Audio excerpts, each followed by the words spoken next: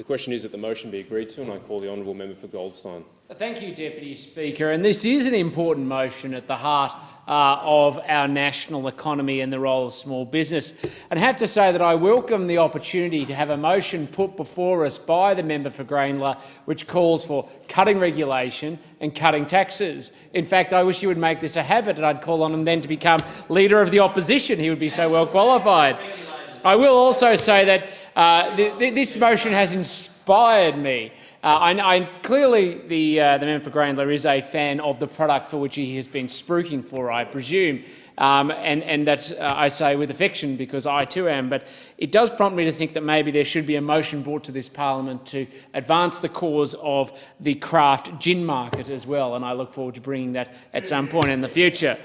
The independent brewers around Australia should have their voice heard in this national parliament, and I'm glad to see this motion today, because they have identified that high excise rates, cash flow issues from excise administration and access to markets do constrain their growth, and I don't think you would ever get an argument from me about that important proposition.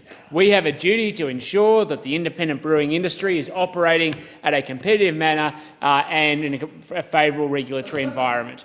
And as the member previously spoke, there are now 420 independent brewing businesses in Australia, up from 200 in 2013. And of those, 330 are physical breweries, with the balance being brewing companies who have others brew their beer.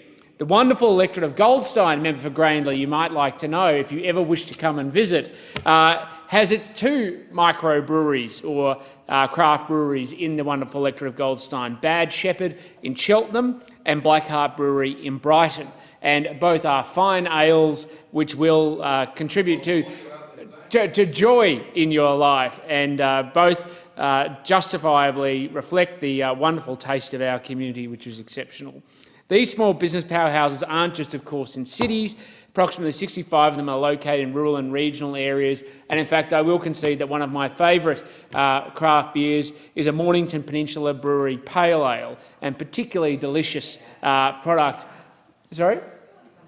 No, you've got to try Mornington Peninsula Brewery Pale Ale as well as Bad Shepherd and the like. They're all wonderful products. And the Craft Beer Industry Association counts some 2,100 full-time people employed in the industry, while also supporting 15,000 positions in the broader economy.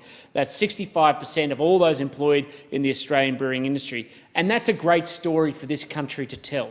A large group of entrepreneurial Australians generating hundreds of millions of dollars in economic output, of which a large amount is value-added output, and is only the beginning of the story. There is so much economic potential, not just to meet domestic market, but also to export around the world and continue to build brand Australia. I don't know, Deputy Chair, you like beer from time to time. In fact, I've had one with you in famous and less famous occasions, and so I'm sure you will be supportive of this motion as well, because it's the small entrepreneurs who are doing so much to create employment opportunities, and more importantly, they're taking on big business. And that's what I will always stand up for. People who want to have a go, take on established invested interests and challenge people in the marketplace in a competitive environment, because that is what brings liberalism alive. It excites me. That is freedom, member for Grayndler, if only you would realise it. And that is what's significant and special about the treatment of this sector by the government. It has to send signals and signs very much about the importance of the sector, its role in the future of this country, and particularly in contributing to the national economy. And having said that, we of course have a duty to ensure that there is an equal playing field for sectors.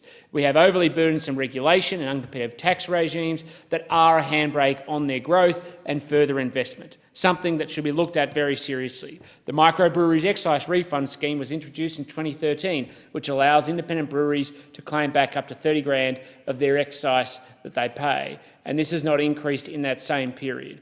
The brewing industry, like many others, faces a great deal of red tape in the administration of this excise, which is why I again welcome the opportunity where the member for Grayndler argues for tax cuts.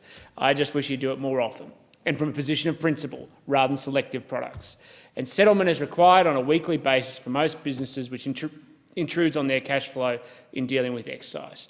Most independent brewers and their products are subject to different rates of the excise depending on the amount of alcohol in the beer and the size of their container, and this has created a regulatory nightmare.